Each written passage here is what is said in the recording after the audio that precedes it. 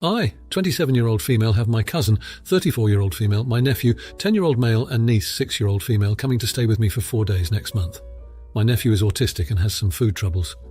In some ways, he's not a picky eater. He eats a very balanced diet and is willing to try most things if he's given ample time to mentally prepare. That being said, he won't eat anything without ranch dressing. He puts it on everything, including sushi and soups. If it does not have ranch, he won't touch it, and has a full-blown meltdown if you try to force him. He keeps a little thermos with ranch on him anywhere he goes, just in case. My sister really wants to go and have some foods she has been missing, such as Thai and Indian. I think that's great, but I know these restaurants don't serve ranch. I called around to the restaurants to see if they would allow me to bring outside ranch into the restaurant due to my nephew's disability, but they said they can't make any exceptions for outside food. I told my cousin as such, and she insisted we could just sneak some ranch into the restaurants, and it will be fine since she apparently does it all the time at home. I refused. I feel really uncomfortable with the idea, and I like these restaurants and don't want to risk getting banned. I know we can just order takeout, and both the kids would prefer to stay at my place anyway. I told my sister if she was that insistent on going out to eat, I could watch the kids while she went out, or stay home with just my nephew, and she could enjoy the meal herself. My cousin was horribly offended by this suggestion and has been blowing up my phone, saying I'm a jerk, trying to prevent her from having a nice vacation with her kids, and that I'm ableist despite being autistic myself. I really don't think I'm being a jerk, but I'm really bad at understanding social norms, and now her husband and my aunt are texting me, saying I'm horrible for suggesting she can't have dinner out with her children. She's been threatening not to come visit me and just go stay with her parents, who live 2 hours away in the opposite direction. So am I the idiot? Edit. Wow, I did not expect so many people to have an opinion on this. Thank you for all the comments, even the people saying I'm a jerk. I'm slowly getting through all the comments to answer a couple of things that keep coming up. 1. I wanted to be accurate for the story, so I called her my cousin. She is my cousin technically, but she's basically my sister and I call her as such, what we call each other, and my tired brain didn't filter that properly. 2. My nephew is working with a professional to help expand his food preferences and ability to eat food without ranch. There's been a small amount of success, but the main way there's been any success is by planning with him what he wants to try weeks in advance. He now eats rice and white bread occasionally without it, and basically putting the food on the table and giving him as long as he needs to try it. This includes letting him leave the table to heavily stim. He likes running around in circles before he tries it, and it does not always work. 3. In regards to why my nephew eats everything with ranch, it is a flavour thing. He's managed to express this to us. We have been experimenting to try and figure out why that flavour is okay, but most other flavours aren't, but there hasn't been a lot of success yet. 4. A lot of people who are saying I'm a jerk are saying that I'm being irrational about getting in trouble with these restaurants, and maybe that's fair. Part of my autism is that I'm extremely rule-breaking avoidant. Like, obviously some rules have to be broken in life or death situations, but something like bringing ranch into a restaurant when I've been told no does not feel life or death, and I'm at risk of struggling and having a meltdown myself if I sneak ranch into the restaurant after explicitly being told no. One of the few things I still really struggle with. Not to mention, some of these restaurants, for me personally, are safe spaces where I know I can eat most of the menu, and it doesn't trigger me in any way, so I feel like I'd be putting that at risk. I'm going to talk with my cousin with my nephew on the phone and see if we can all come up with something together. The suggestion about letting him eat before and then just get a drink at the restaurant might work, and one of the restaurants is next to a gelato place that I know he can pour ranch over without them caring. Also, this isn't some discrete amount of ranch. If he can see the food, it's not enough ranch. If it was a discrete amount, I might be more comfortable. Now, for a few comments before the update. Comment 1. The restaurants told you aren't allowed to bring ranch dressing? Never heard of this. Are you sure you didn't got them wrong? Maybe by the way you asked the question, and they got the impression you wouldn't order 70G, but only eat your home-brought food.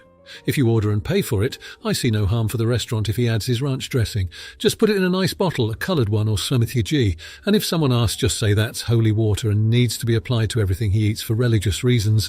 I never heard of a business banning paying customer who didn't do any harm to them or another guest, or was a disturbance for other guests. I had to take some pills for a while just before eating lunch a few years back, and they were rather big, so it was easier to swallow with a yogurt drink.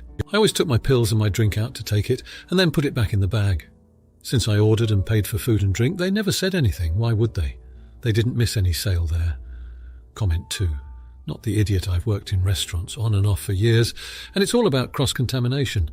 The fact that you offered to babysit as well, so she could enjoy the food without stress, was kind of you. Yeah, it sucks that the world doesn't cater to us, ND. But you did your research, gave alternatives and attempted to find a way to suit everyone.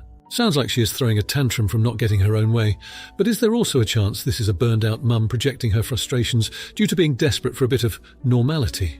Also, the word ableist is getting excessively thrown around nowadays. Try not to let this wear you down edit for people replying to my comment.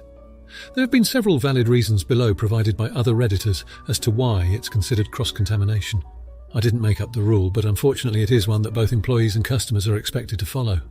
Comment 3. Not the idiot. I think you're allowed to be uncomfortable with them bringing ranch dressing into a restaurant you're frequent when you know it would not be permitted. How about she goes with the kids and you don't accompany them? She can try bringing the ranch with her if she pleases, but you don't have to be there to face the management staff and have them recognise you and associate you with their behaviour. Also, no biggie, but a bit confused about if these are your sister's kids, so they'd be your niece and nephew that your cousin is bringing, but you also referred to them as being your cousin's kids, making them your cousins too. Now for the update. After reading everyone's advice and perspectives, I wanted to return and share what happened during my sister's visit. It turned out to be such an unexpected, beautiful few days, and I'm still riding the high from all the positive moments we shared. First off, I took to heart what many of you suggested about communicating openly with my cousin. So I called her up, apologising if I had come across as insensitive, and explained that my offer to babysit was truly just about giving her some time to relax. To my relief, she was really understanding once we cleared the air, and actually admitted that she was stressed about the visit. When my sister and her kids arrived, I was a little nervous but determined to make it work. My nephew, bless his heart, had his ranch dressing packed, enough to flavour a small farm's worth of veggies. I'd also stocked up on his favourites, just to be sure he felt comfortable. The first night, we all stayed in and cooked a meal together. I'd found a recipe for a Thai-inspired noodle dish that could be customised for each person. My nephew got involved too, carefully adding his ranch to his portion, and to our surprise, it wasn't half bad. The next day, my sister did go out to explore some local dining spots with my cousin, while I planned a fun day at home with the kids. We ended up building a blanket fort and watching movies, and even my usually reserved nephew joined in with enthusiasm. The laughter in that fort, it's something I'll never forget. On the third day, my niece suggested we all go out for a meal together. She had the brilliant idea of calling ahead to an Indian restaurant to explain the situation with my nephew's food preferences. And guess what? They were so understanding. They agreed to let him use his ranch as long as we were discreet. That meal, with all of us around the table enjoying different flavours, ranch included, felt like a victory. Before they left, my cousin pulled me aside. She apologised for jumping to conclusions and thanked me for being so accommodating. My sister hugged me tighter than she has in years, whispering a heartfelt thank you for the memories. So there it is. A visit I was dreading turned into a reminder of the power of communication, understanding, and a little bit of ranch dressing. Thanks to this community for the support and advice, it truly helped me navigate a tricky situation and turn it into something special. Now for the comments. Comment 1. Not the idiot. It's clear from your story that you put in a significant amount of effort to ensure that your sister's visit went smoothly, which is commendable.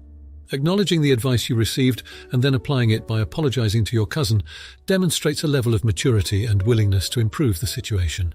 The fact that you went out of your way to accommodate your nephew's preferences with the ranch dressing shows that you were considerate and thoughtful about his needs. Moreover, organising a fun day at home for the kids and choosing a restaurant that was accommodating indicates that you prioritised the enjoyment and comfort of your guests. Your sister's gratitude and your cousin's apology suggest that your actions were not only appreciated, but also instrumental in creating a positive experience for everyone involved. Throughout this, you've emphasized the importance of communication and understanding, which are key components in any relationship, and it's evident that these values guided your approach to the visit. Comment 2. Not the idiot. Your story exemplifies the essence of family and the lengths we go to for our loved ones. The proactive steps you took to mend the relationship with your cousin by clarifying intentions highlight the importance of resolving misunderstandings before they escalate. It's also worth noting the cultural sensitivity you exhibited by choosing an Indian restaurant for the meal out, which likely provided an inclusive environment for your sister and her family. This decision not only catered to the nephew's food preferences, but also demonstrates a respect for diversity and a desire to introduce different cuisines in a considerate manner.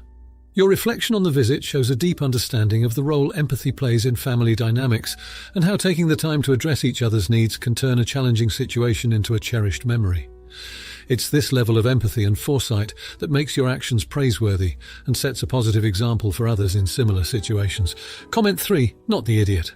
Not the. From your narrative, it's evident that you value family and the quality of time spent together. What stands out is your ability to reflect on past advice and apply it constructively to enhance your interactions with your sister and her family. Your efforts in accommodating the nephew's dietary preferences, such as adding ranch dressing to meals, may seem trivial to some, but it speaks volumes about your attentiveness to small details that contribute to a person's comfort and enjoyment.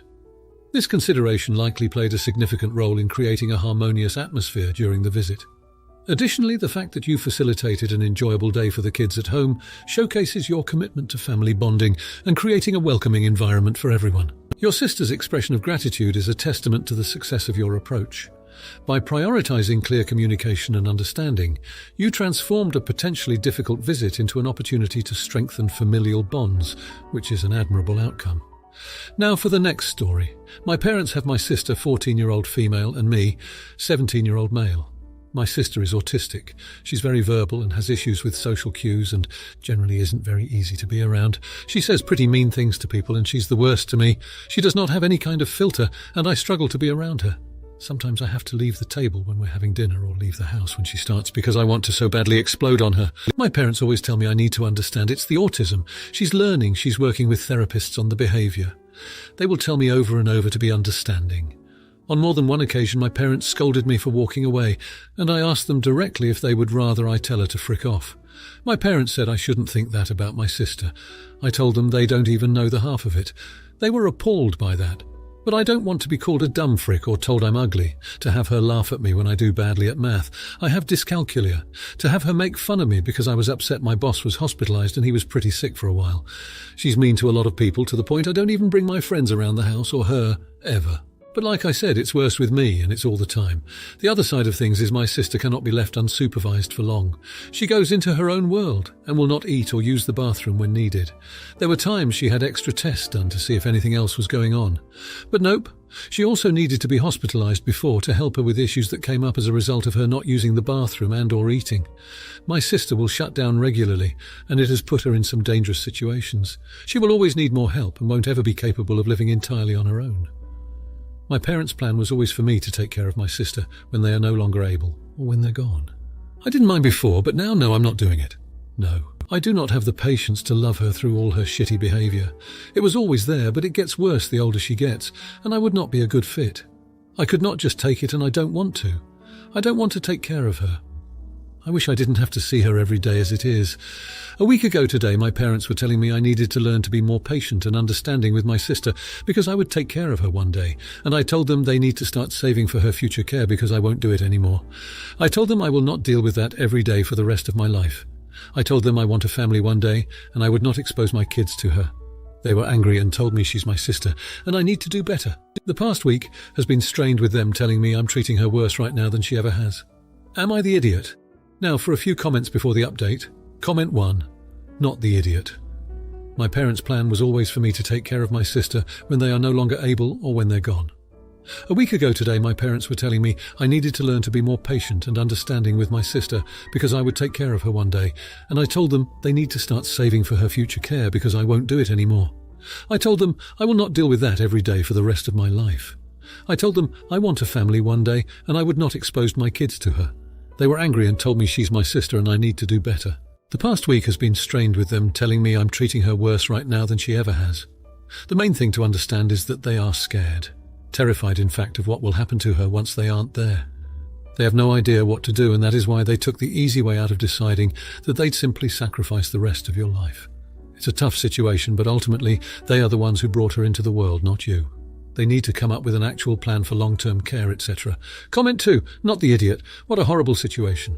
Your purpose in life is not to take care of your sister or be abused. While your sister may not be able to control herself, that doesn't mean her behaviour is okay, and it really is quite understandable that you don't want to take this on. It is incredibly mature of you to realise that you are not suitable for this task, and honestly, you are the only one making a rational adult decision in this topic. I'm sure your parents are exhausted, physically, emotionally, and financially from this. That doesn't justify their failure to protect you and be your parent too. Putting this burden on the shoulders of a 17-year-old is phenomenally poor parenting. I mean, FFs, they can't seem to do it, but they expect you to be able to. Comment 3. Not the idiot wow. Just wow at your parents foisting that responsibility on you. Even if you were the best of friends, that's a lifelong commitment they were just expecting you to pick up. What about your life, your dreams, your future? Without the anger, you need to spell it out to them that you are your own person. You have a right to live your life and not just be a caretaker for your sister. I feel for her and her future. But your parents absolutely should start planning now for the update. The past few weeks has been the toughest stretch of my life. I found myself at the hospital more than I ever thought I would at 17. Right after my last post, my sister had a serious meltdown that we couldn't manage at home. She got hurt, and we had to rush her to the ER. It was a wake-up call for all of us, realizing that her challenges were more than just the mean comments and social missteps. Since then, there's been a lot of whispered conversations between my parents and a growing stack of medical bills and brochures for specialized care on the kitchen counter. They've been looking into therapy and care options, but resources are thin, and the insurance is not nearly as helpful as we'd hoped. I've seen my parents break down multiple times out of stress, out of fear, and I felt like a ghost drifting through the halls of our home and school. I've been pulling away more, not just from the situation with my sister, but from everything. My grades have dropped and my friends barely see me anymore. It's like I'm here, but not really here, you know?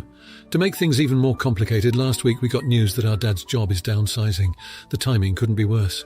The uncertainty about our financial future is suffocating, and the pressure that once I thought was unbearable now feels crushing. I've been reading a lot about sibling caregivers and the emotional toll it takes.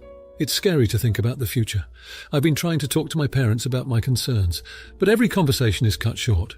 They say we need to focus on the now and handle one day at a time. And with every passing day, I'm more convinced that I'm not cut out for this. I feel guilty for admitting it. I feel selfish, but it's the truth. But I'm terrified of resenting my sister, of losing myself to a life that I'm not sure I'm strong enough to handle. So yeah, that's where I am now. Drifting, scared, and more lost than ever. I'm not sure what the next month holds, much less the rest of our lives. Now for the comments. Comment 1, not the idiot. It's clear from your story that you're going through an incredibly tough time, and it's important to recognize that your feelings are valid.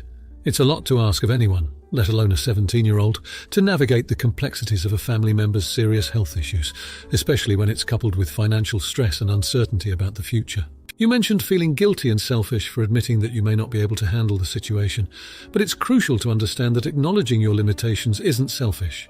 It's a necessary step towards seeking the support you need. Your mental health and well-being are just as important as any other member of your family, and it's essential to communicate this to your parents, even if the conversations are difficult.